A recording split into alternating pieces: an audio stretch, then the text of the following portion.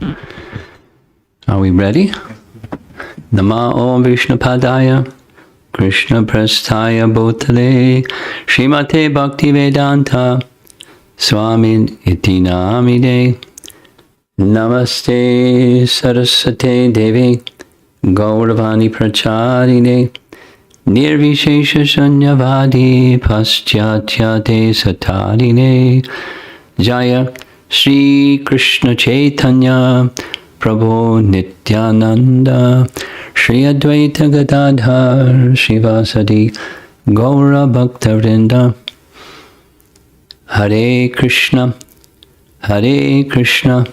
Krishna Krishna Hare Hare Hare Rama Rama Rama Hare Hare.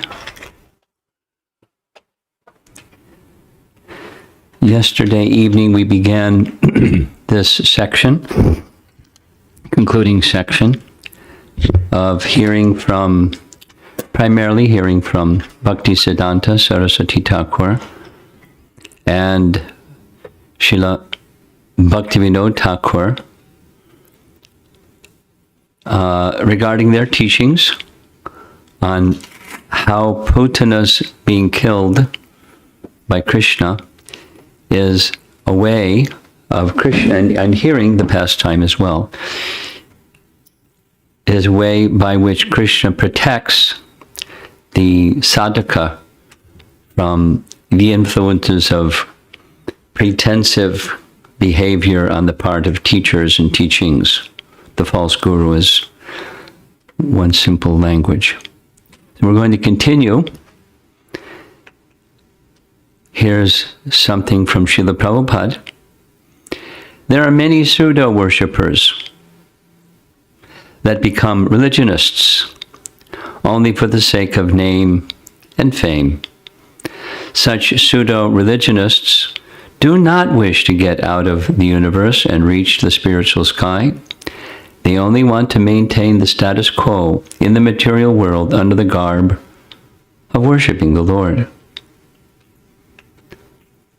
The pseudo-religionists have neither knowledge nor detachment from material affairs, for most of them want to live in the golden shackles of material bondage under the shadow of philanthropic activities disguised as religious principles.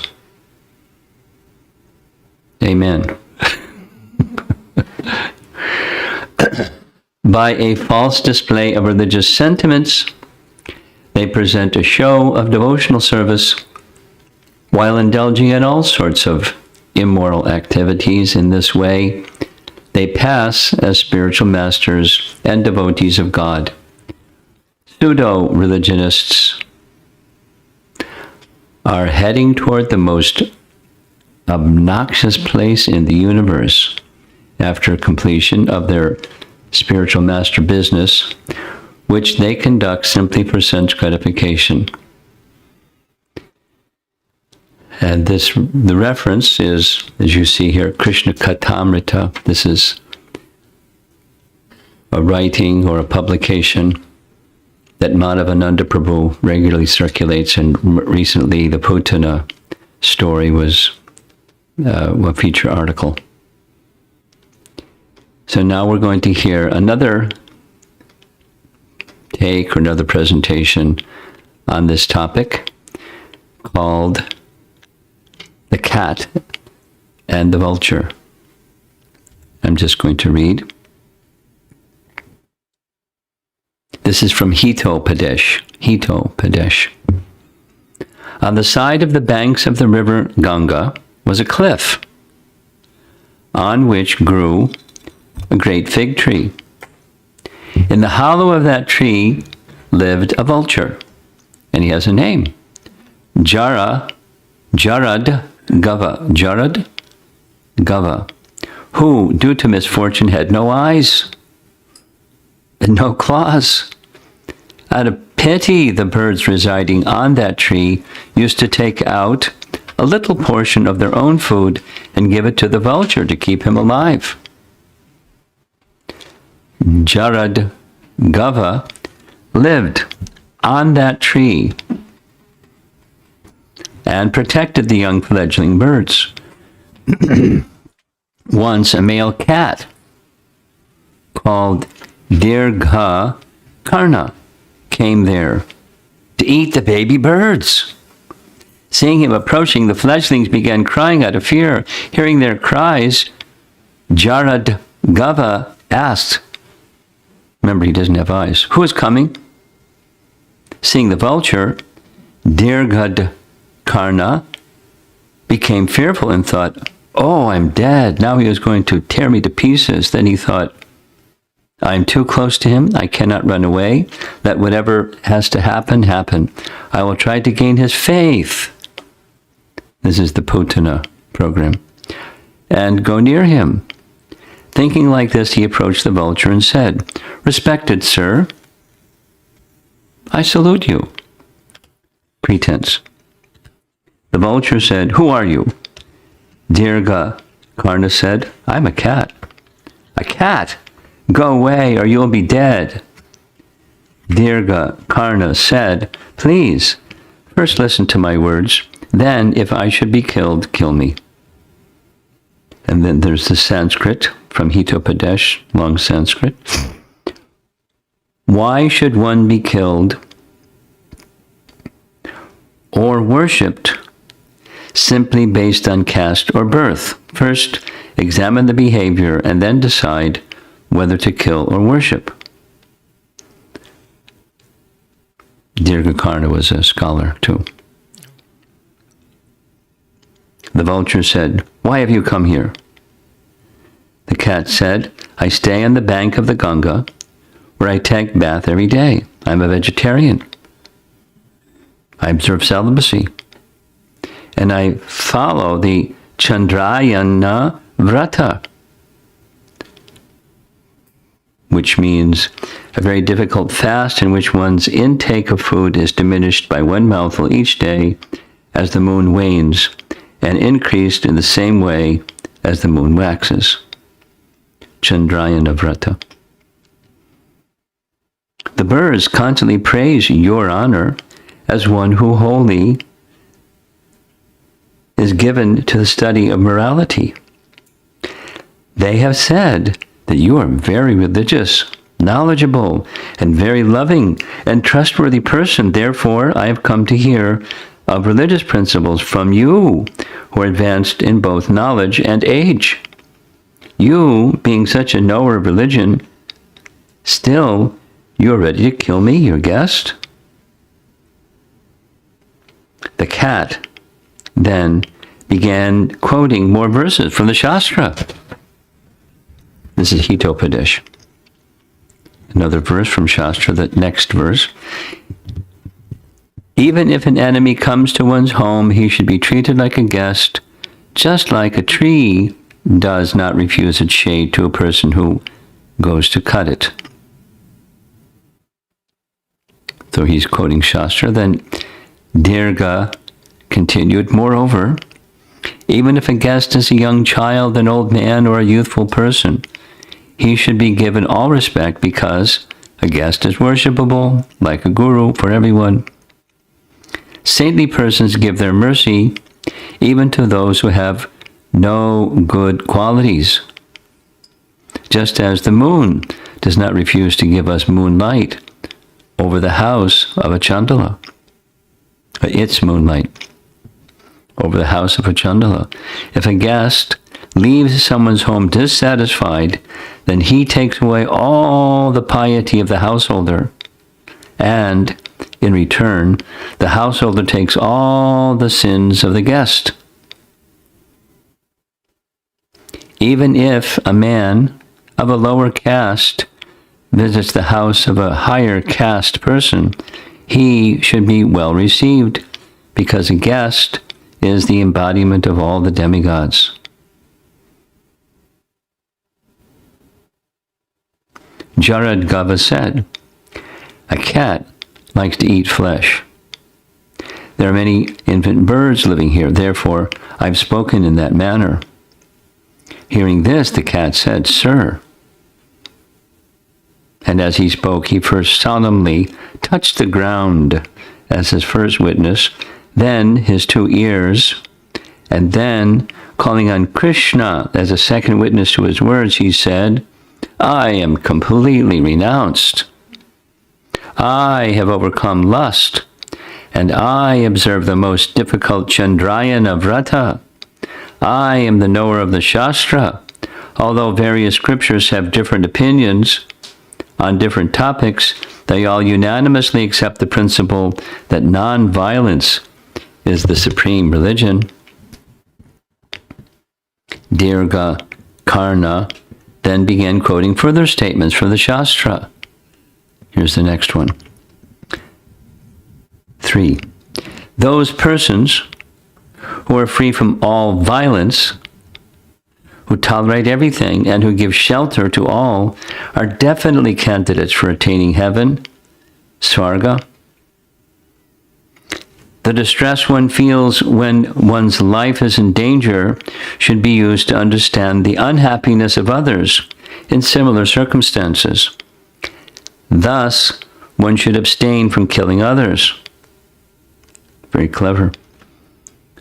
Next, one can fill his belly from the grass and leaves naturally found in the forest.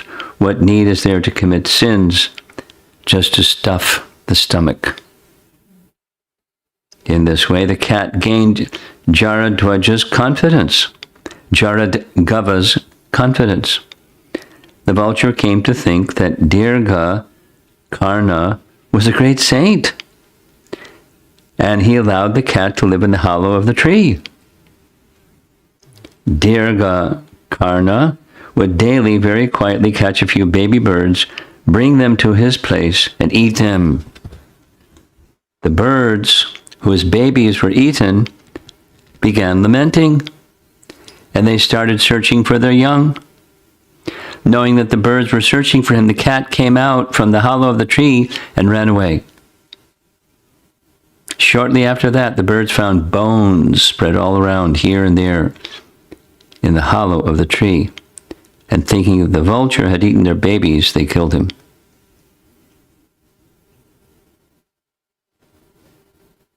End of story.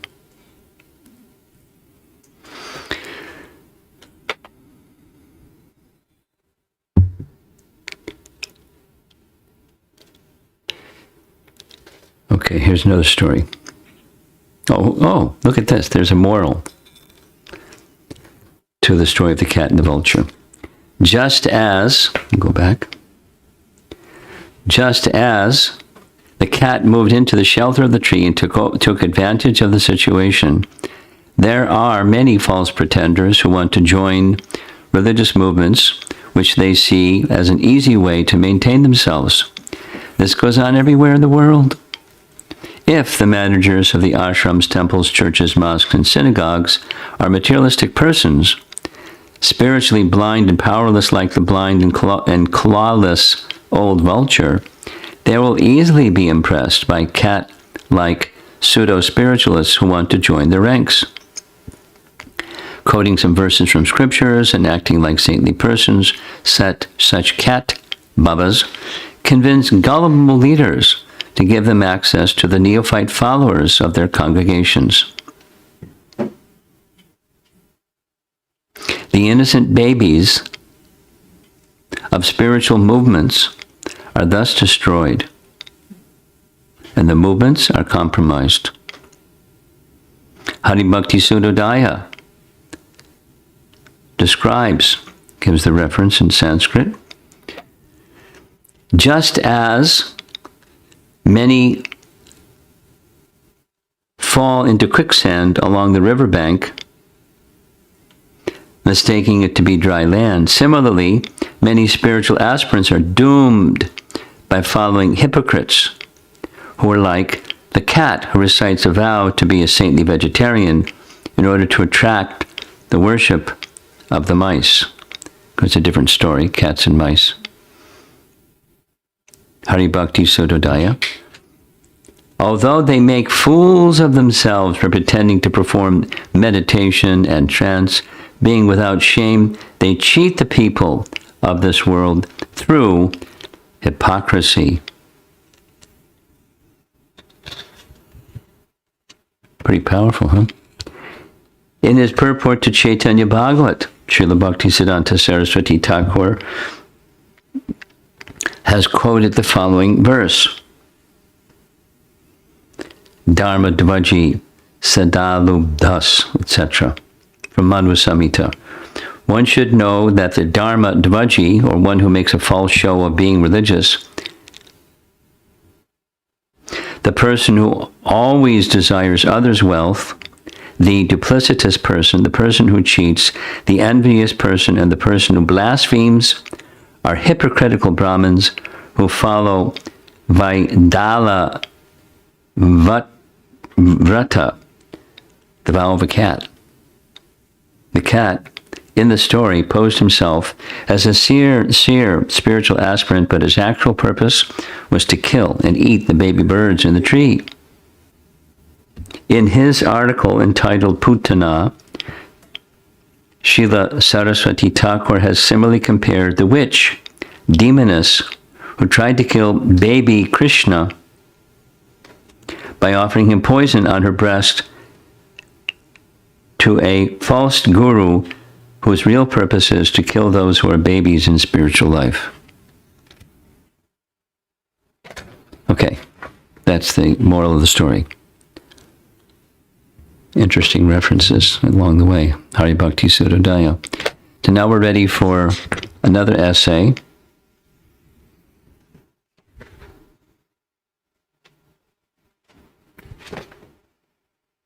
Here we go.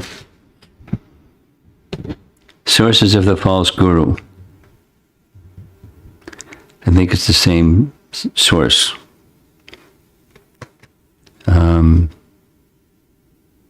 Madhavananda. In several places, Thakur Bhaktivinoda writes about Dharma Dvajis, cheating religionists. Literally, quote, those who wave the flag of Dharma. Because Dvaja means flag.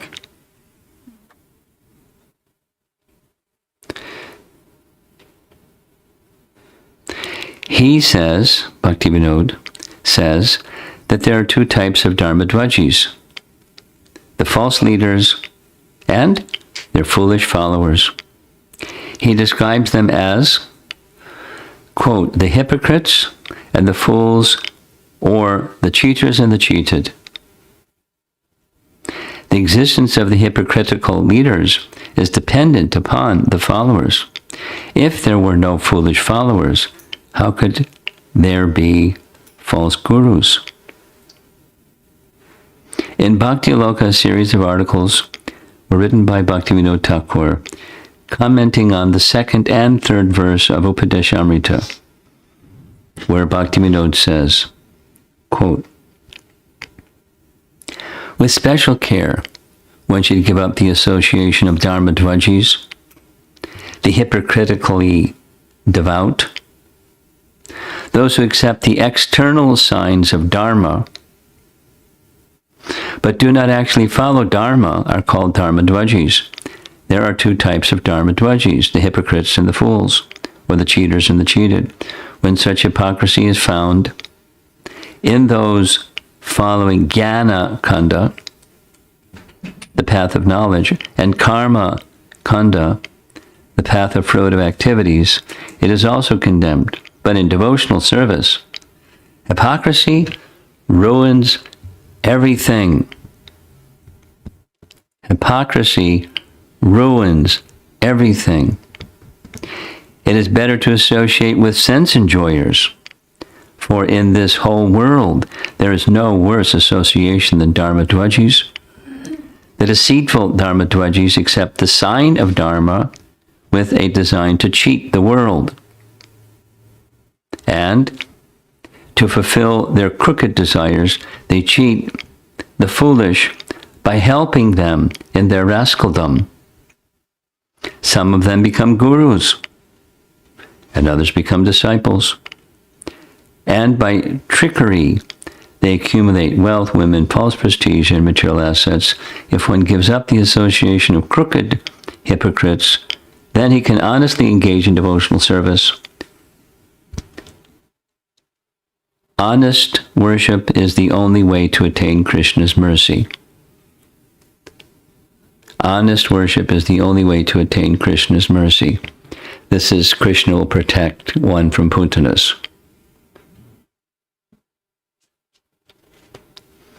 While cheating gurus are all too common, it is very rare to find a bona fide guru as described in the Puranas.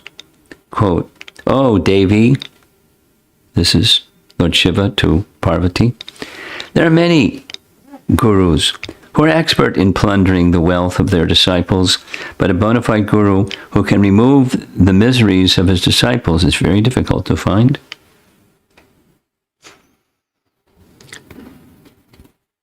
Knowing everyone's inner thoughts and desires, Krishna sends an appropriate guru. The Mundaka Upanishad states, quote, "The Supreme Lord is not obtained by expert explanations, by vast intelligence, or even by much hearing.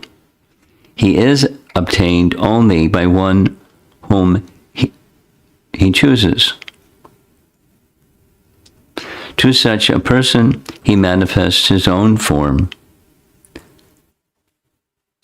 We heard that many times with our commentaries going back.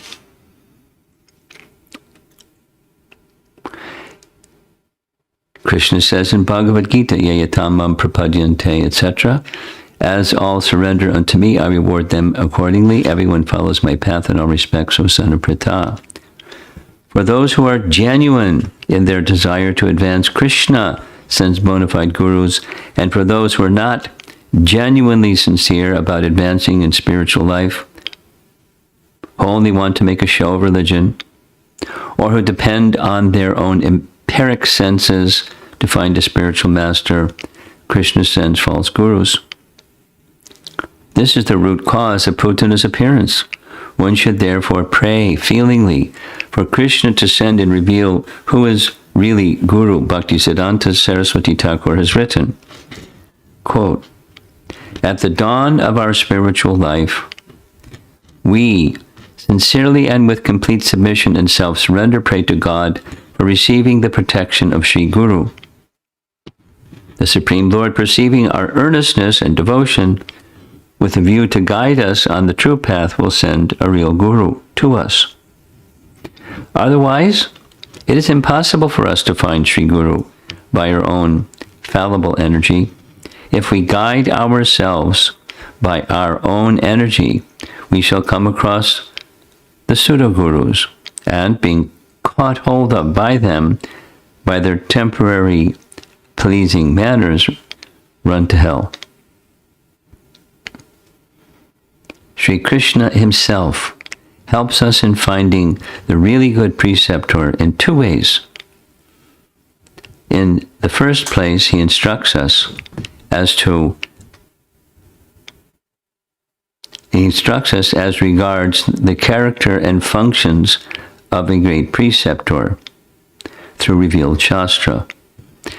In the second place, he himself sends to us the good preceptor at the right moment when we are at all likely to benefit by his instructions. This is pretty heavy stuff, isn't it?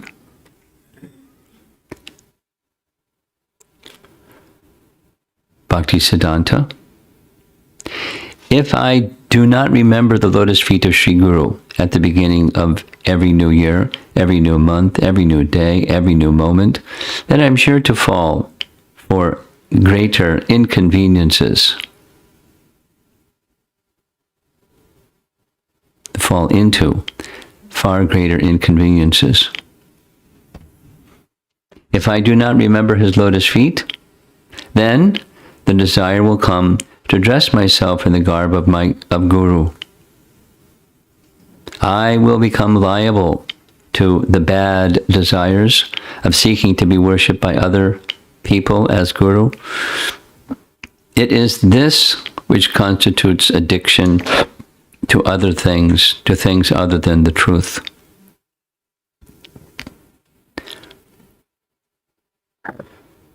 There's a lot on this topic. I don't think we're going to finish this morning.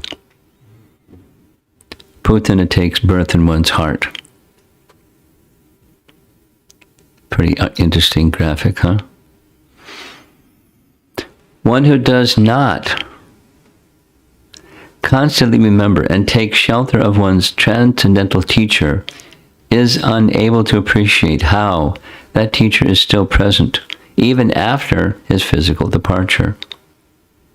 The history of the world's religion has shown that such materialistic followers commonly start to think, quote, "My mentor is no longer present.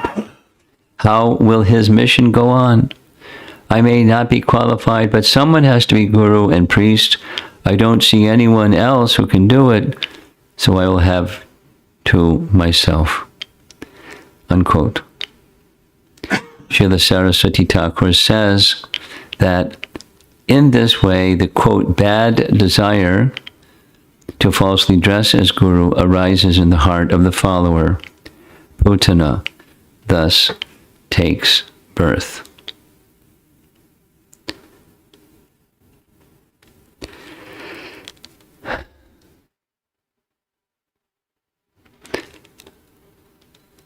So we have many more slides to go, and I think a lot to digest and discuss. Some of the questions that were asked yesterday evening have been very nicely answered in this morning's reading. One of the questions yesterday evening was, are bad gurus sent to us because we have desire for a bad guru? Now, the answer that I gave at that time is, all of us, most likely all of us, have in the spiritual marketplace been exposed to other than a qualified spiritual master. So the answer that I gave is it has to do with the toxic nature of Kali Yuga. And one may have taken shelter of one or another or something along the way. And it's not, it's because of inexperience and our covered nature. But this other principle, that let's just say, like this whole discussion of why would the personality of Godhead send Shankaracharya? Or why would the personality of Godhead advent himself as Lord Buddha, and either of them teaching atheism? Different brands, but atheism. Well, one of the explanations given in Scripture about why the personality of Godhead sent Lord Shiva to appear as Shankaracharya was to increase population of all things. It's Kali Yuga, and when Kali Yuga happens. Like when Maharaj Parikshit was ready to kill the personality of Kali, he didn't. And one of the reasons is he was bowing to the fact that the personality of Godhead has planned the age of Kali, and so how can you kill the age of Kali? You're interrupting the Lord's plan. So all I'm saying here is there's a balance between our impure desire or contaminated desire and the world being full of options, spiritual options that are pseudo-spiritual options. It's the age of Kali, and there's many, too many. So that there are too many, and we encounter one or some of them, is no surprise. And then, so it's not just, we desired a bad guru. And then there is this in-between vantage point, or consideration. And that is, each of us, we have a trajectory of where we are in our spiritual evolution. And one may have been not so spiritually evolved as an individual, and we've taken birth wherever we've taken birth, and we're exposed to whatever we're exposed to. Something that I've often thought about, like, and I'll say in particular, in traveling Sankirtan, one of the services I did was, as a Sankirtan van leader, there are a group of 4 of us that crisscrossed the country many times, and traveling in a van with a van full of books and distributing books. It occurred to me so many times, so many people in just, take, this country, the world, but just that, where's the opportunity for them to get Krishna consciousness? So you could say, well, they have a desire to get other than Krishna consciousness. But we meet lots of people that have a desire to get Krishna consciousness, and they just haven't had the opportunity. And when they get the opportunity, kaboom! Sometimes it happens very quickly. Sometimes it happens slowly, or somewhere in between. So another answer to all of this is, we need to assist Krishna, or we need to assist the disciplic succession. We need to assist Lord Chaitanya and his mission to give Krishna consciousness, because otherwise people that are desiring something genuine won't get it. Or say, what Prabhupada did was supercharged to give that mercy to others, and had he not done so, so many people would not get the opportunity to. And it's not just because they wanted to be cheated. So Krishna sent them cheaters. So there's different, all I'm saying here is there's different ways of looking at this, rather than there's only one way to look at this. One has to be, therefore, the message yesterday evening is, one has to be alert and discriminating, and similar, under the guidance of Guru, Sadhu, and Shastra, discern what's genuine and what's not. What's the standard? Because it's there in Bhagavad Gita, and it's there in the Bhagavatam. What's the standard of one who is qualified or self-realized, and so forth? It's there. And one should be discerning. One should see through the knowledge of Scripture. One should, emphasized here repeatedly, is there should be, in addition to discernment, there must be a very sincere desire. This goes back to Sachi Kumar's question about intention. The intention of connecting with the personality of Godhead is paramount at all times. I just completed for the second time listening to a class given by Indradumna Swami from his early days as a Sankirtan leader, like many of us did as a service, distribute books and lead book distribution parties. So he told the story of Father Pierre in a monastery outside of Paris, and what his experience was. And in short, Father Pierre had been living very sincerely for 46 years, since a young man, eager to know God. And he got a certain point in his knowing God trajectory. The Sankirtan party were given permission by the head monk of the monastery to stay with certain conditions, like don't mix with my followers.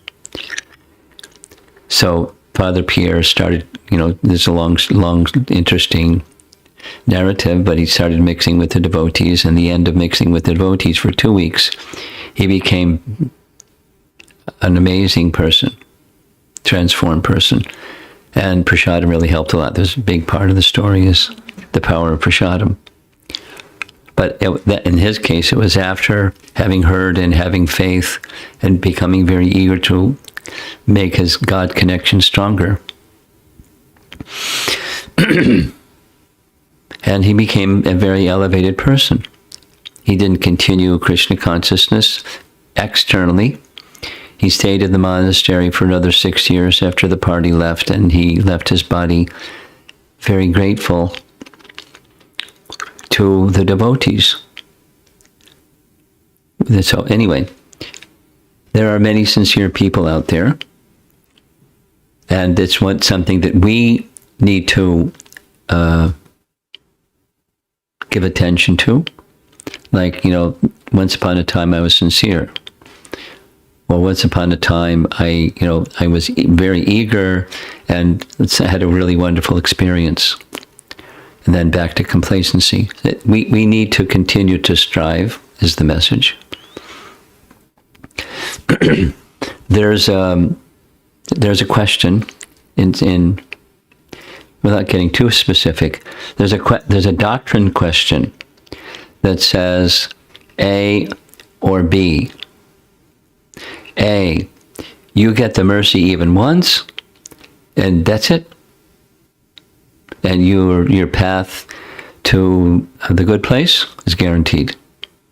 And then there's another, B, that says not just once, but an ongoing act of submission and sincerity and eagerness for mercy and receiving mercy and eagerness for further mercy and receiving more mercy and continuing and continuing. That's model B. And our Gaudiya perspective is model B. It's not just once upon a time I surrendered and so I'm going to the good place. It's an ongoing submission process, and that submission process includes continuing to hear proper instruction from the proper instructor and continuing to submit and continuing with eagerness to go further and further along this spiritual trajectory to reach love of God. And a qualified teacher understands that and helps one go step by step, and some similar points to what we heard yesterday. Not giving too much, because it may be too much for somebody to receive too much. So we have to be careful. At the same time, nurture. There's somebody wrote to me. Somebody somewhere wrote to me saying there's somebody that has joined their Sangha, and when they first joined their Sangha, they thought, this is a really special person. These are the qualifications I see. Some time passed, and that person got distracted from the Sangha because they got too much involved in some material business and affairs, and they kind of became less connected. Then the person started, not so satisfied with what that was all about, and came back. And now they're kind of more realistic about where they are. They're not fully recognizing what deviated them and the contamination of their heart that sent them away from the association of devotees for some period of time. They're not fully recognizing, not fully introspective and fully ready even to hear. So the individual that's describing this to me, this is over a period of maybe 6 months. Their friend is advising, just be nice to them and encourage them. Be patient. So I was planning this morning to write, gently fan the spark. Not too much, but don't be judgmental as you're fanning the spark. That's the message I was planning to. So we're getting some caution. Bhaktisiddhanta is really intense.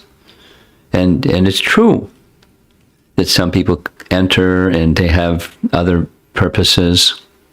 Without going into, there's very clear historical examples of that in ISKCON, and it's not just ISKCON, it's the world.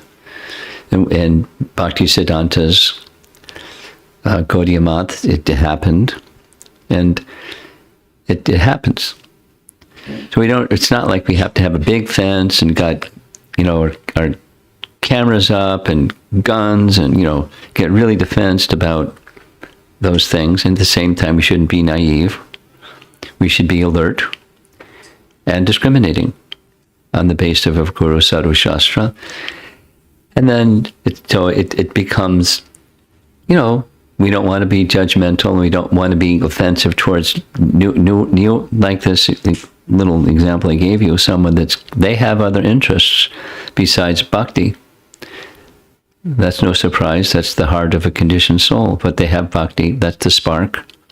And very gently fan the spark.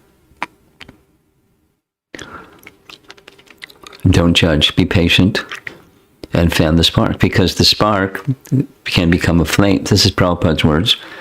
The spark can become a flame. The flame can become a big blaze. And the flame can burn those other attractions and attachments and allurements, and that's what Prabhupada did with his followers. Now, he was super powerful, but in the beginning, he was just one of the guys. I mean, the beginners didn't understand anything about respecting, and he never took this high-profile position in any case. He accepted respect because he knew that's the function and duty of Guru. But it wasn't to him. It was whatever was to him went to Krishna for the benefit of the person who was giving to him, to connect them with Krishna. That's the true Guru. So this is a hot topic. Let's see if some persons want to discuss it.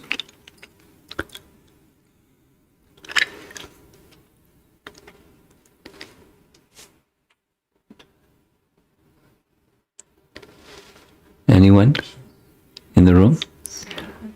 Anyone online?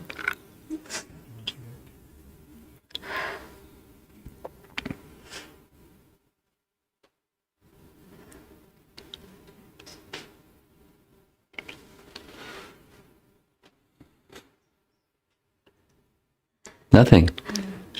Not yet. Okay. I'm fine to, let it sink in, and I'll share these texts. I think that's something I'd like to do.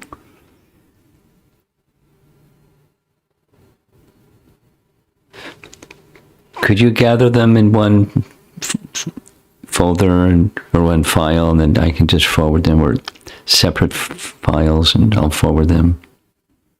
They can be circulated.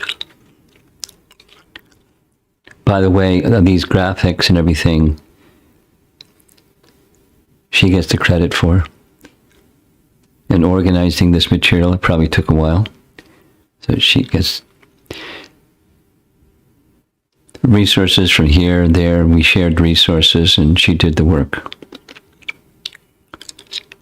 So people have been recognizing, I'm recognizing on street camera over here, that nice service. Don't get puffed up now. But nice service. Okay, we'll end. Prabhupada ki jai.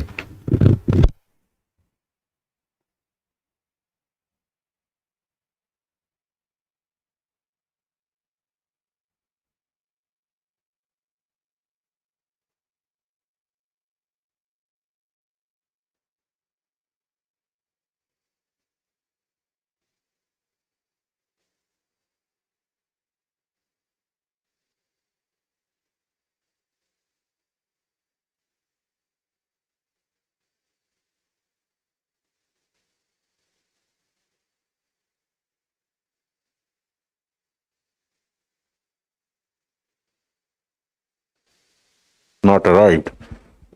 What's the reason? Is it lack of surrender, or there's more to go? could be multiple. Or calories. Okay.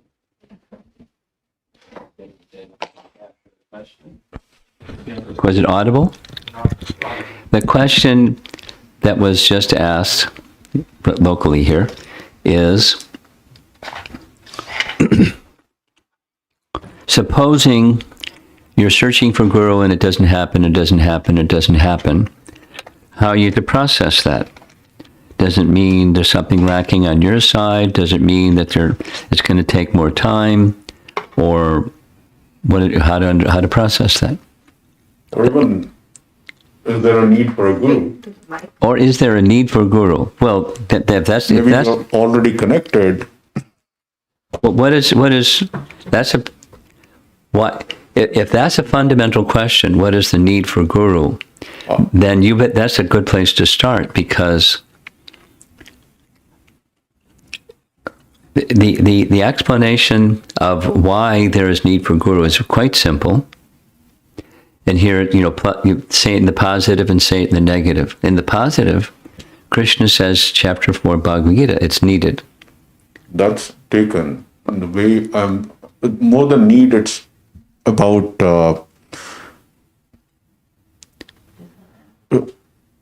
has that person crossed that stage of, he's already connected to the Supreme Personality of Godhead. That's eternally there. Yeah, so... And the sense, so it's needed, so you understand it's needed. The connection is there because we're eternally his part and parcel. However, we have a body, which is a flag, like flapping in the wind, saying, I have come to this world because I have issues with that person who I have eternal relationship with. I want to be a competitor, enjoyer. That's what the body means.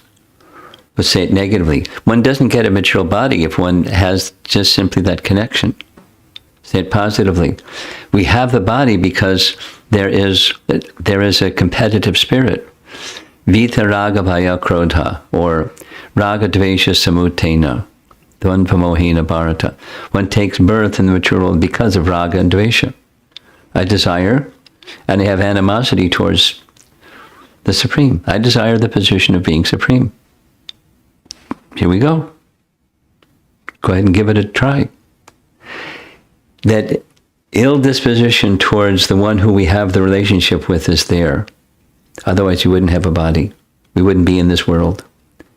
The body is there to fulfill that desire. So there's the connection, and there's also something else pretty big. Another desire.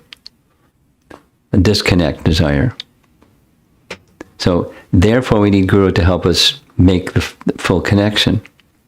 That's Krishna's statement. You've heard this, I'm sure, but in Adi Purana, often quoted, where Krishna says to Arjuna, besides Bhagavad Gita, there's Adi Purana, Krishna speaking to Arjuna, where he says, one who claims to be my devotee is not my devotee. One who is the devotee of my devotee, that's my devotee. Supposing I said, I really like you, but your kids, I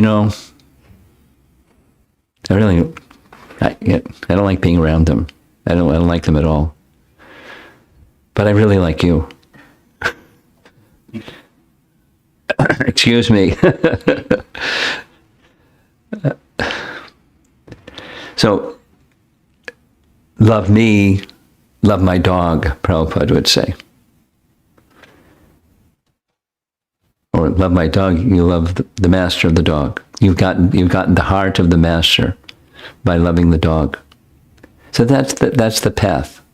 There's different ways of saying the same thing, but it's quite obvious. Well, here's another way of saying the same thing. A or B? The answer is B. A, when you return to the eternal kingdom of God, it's just you and God, otherwise vacant.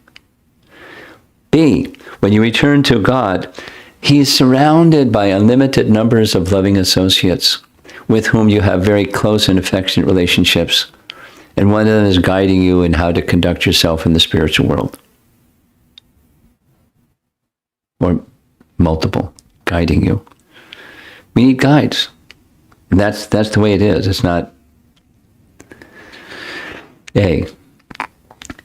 Therefore, we need to cultivate that mood of being submissive to one who is dear to Krishna to become dear to Krishna. Because that's the spiritual reality that's awaiting us. But we're disconnected from because we're not ready, we may be not ready to see, well, it's not so important. So I'll just have this connection. Good enough for me. Not good enough for Krishna. He wants that you have affection and close connection with all of his dear associates. And the principal one, or ones, Diksha Guru, Shiksha Gurus. Because they're my teachers, and my guides, and my... Should I say more? Or you got... Just speak more about Shiksha Guru and Diksha Guru. You want to hear more? Yes. Especially at my stage, I feel Shiksha Guru is more than enough. She's working hard. Okay. She holds my hand. She has walked me on this path. Do I really need to look for a Diksha Guru? Okay. So start with that. Go, go, go. And as you go, there's edification and purification. Like consciousness is rising and coverings are diminishing. Great. And then part of the consciousness is rising message is Diksha is required. Read Prabhupada's books through the guidance of someone who's guiding you through Prabhupada's books. He's the principal Shiksha Guru. And it's Guru is there, and it doesn't always mean Diksha Guru, but it means those two categories, at least. So it's required. And Diksha process is receiving mantra in a formal initiation connection. That formalizes that which is otherwise informal. So, I mean, you can enroll in university. You can audit classes at a university and become an educated fellow. That's an option. Some people kind of like to do that. Yeah. That's an option. And you, in the world, you can say, well, I audited the whole course. I audited, I entered as a freshman. I didn't register. I just took classes and took the exams and didn't get grades because they don't grade audited classes. So, but I did all the work. And that's nice. It's nice. And that the university has a system. I don't need the certificate from the university. I just want to be an educated fellow. Okay. That has its merit, being an educated fellow without a certificate of the university. But in Krishna's program, he wants, and you find that from Prabhupada's writings, there's a really nice discussion on this point in Chaitanya Charitamrita. You know that really long purport where Lord Chaitanya is saying the holy name is independent. It's not dependent on anything else. Anything else. There's Purusharya Vidhis and things that are explained. So the short answer in the long commentary is, if you're Shukadev Goswami or caliber like Shukadev Goswami, you don't need Diksha. And if you're not of the caliber of Shukadev Goswami, you need Diksha. I don't know what's my caliber. Oh, yes, you do. You're not Shukadev Goswami. I'm not saying that. The way you brought out this good example of, the courses. You take the courses, the audit courses, and demonstrate your knowledge or practice what you learned. Good. That's good enough. That's good. Okay. If you're good enough, you're good enough. That's from the university standpoint, and it's your, your evaluation of what's important to you standpoint. Fine. The university lets you don't get a certificate, and that's just fine for you. And it's fine for the university because you followed their rules. So then there's Krishna, and Krishna wants.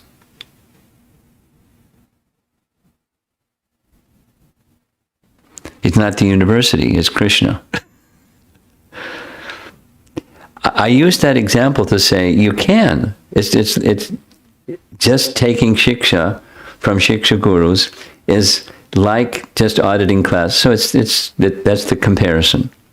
And for somebody that's sufficient. And you're saying, seems that you're saying, for me that's sufficient. Okay. And from what does Krishna say?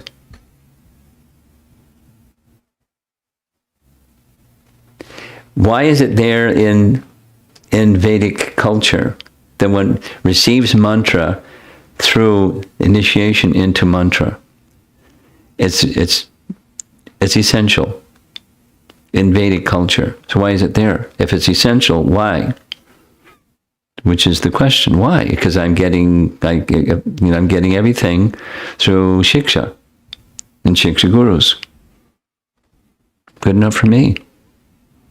So why is this other thing even there? For you or anybody? It makes the connection formal. And that means the edification and purification, elevation of consciousness that comes through shiksha becomes consummated. Or when by chanting without diksha, it's making this reference that I made. It's not dependent upon anything else. If, that is to say, the potency is there, it's not dependent on anything else. If you're of the quality of Shukadeva Goswami. So you're right if you're of the quality of Shukadeva Goswami.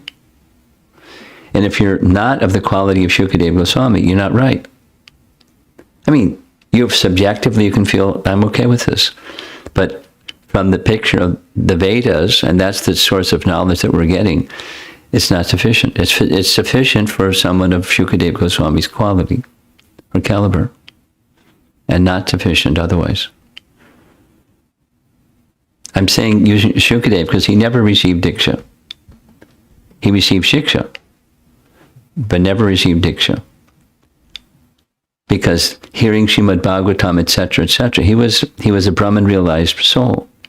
He didn't have any identification with his body or anything temporary. That's not your qualification. It's not my qualification.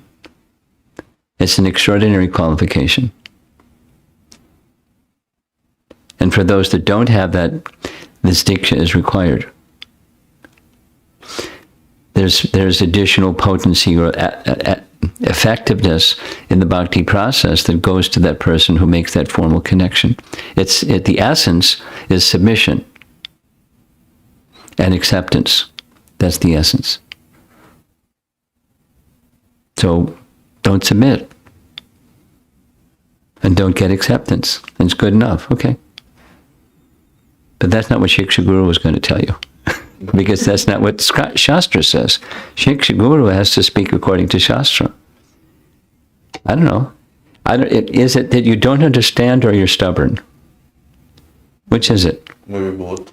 I think it's just trying to get clarity. Okay.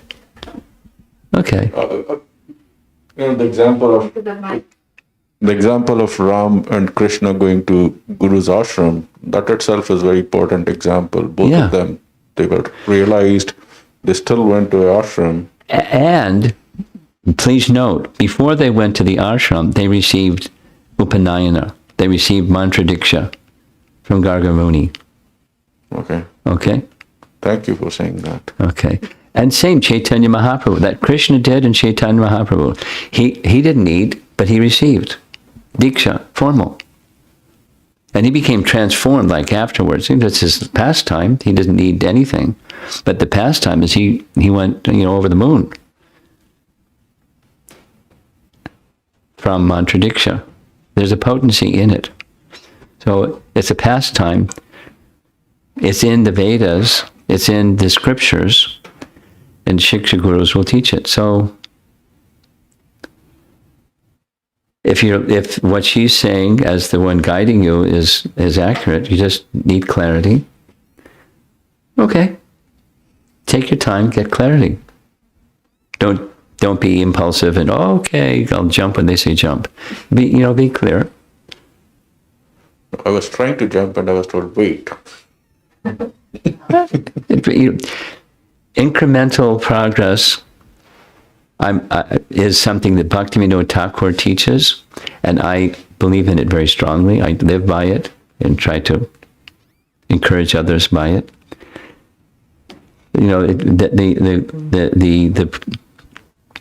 The means to reach the goal and the goal may be a little bit of a stretch. That's okay. That's yoga. You stretch a little bit. But you get there. Don't be complacent. Stretch. And then stretch. And then, or say it the same thing differently. I want to understand. When I speak in colleges, one of the things I regularly say is, when I was a college kid, there were three things. Like, how did you get involved? To keep it really simple, there are three things. I had conviction that there's a higher reality. Second was, I know that I don't know what it is. I know that there is, but I know that, and that's really important to know that you don't know. Because some people don't know that they don't know, or they pretend that they don't know, or they're just out to lunch. Then the third is, I want to know. Lots of things went through my fingers because they weren't genuine. And when they came to something genuine, it was, wow, let me learn more about this genuine thing. And, it's true for many of us. But those are, so wanting to know before jumping, that's good, that's wise. But continue to want to know, don't be complacent. Because you're hearing it, so there must be something to it. And I'm not yet fully understanding it, as I don't have clarity yet, as she said. That's her evaluation. So, seek clarity. Don't seek complacency, seek clarity.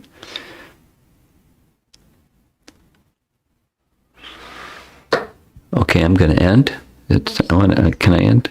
It's time. I'm going to end.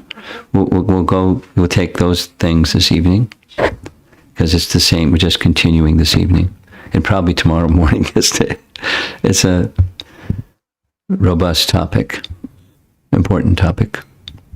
Prabhupada ki jai.